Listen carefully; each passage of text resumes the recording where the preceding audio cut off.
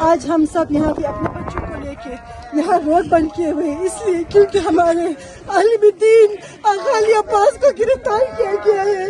پتہ نہیں ان کا کیا جرم ہے. جب تک ہمارے عالم آغا علی عباس رضوی کا پتہ نہیں ہوتے ہم سب یہاں سے نہیں جائیں گے. کیا ہم لوگ جائیں گے یہاں سے؟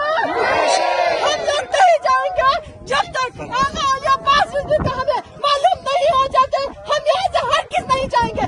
اگر ہمارے بچوں کو نمونہ ہو جائے اور ان کا حالت خراب ہو جائے تو ان کا ذمہ دار گورنمنٹ ہوں گے, حکومت ہوں گے, اور ہم کبھی نہیں جائیں گے یہاں سے جب تک کہ ہمارے عالم دین علی عباس رضوی کو معلوم نہیں ہو جاتے. ان کو ہمارے ہاتھ میں نہیں دیں گے تب تک ہم یہاں سے نہیں جائیں گے. کیا ہم لوگ یہاں سے جائیں گے؟ ہم نہیں جائیں گے. اعوذ باللہ من الشیطان الرجیم. بسم اللہ الرحمن الرحیم. ہم یہاں پر دھرنا اس لیے دے رہے ہیں کہ ہمارا روحانی پیشوا آغا علی عباس صاحب ہمیشہ ہر سال ایران سے یہاں پر ماہ مبارک رمضان کے اعمال اور تبلیغ کے لیے یہاں پر آتے ہیں.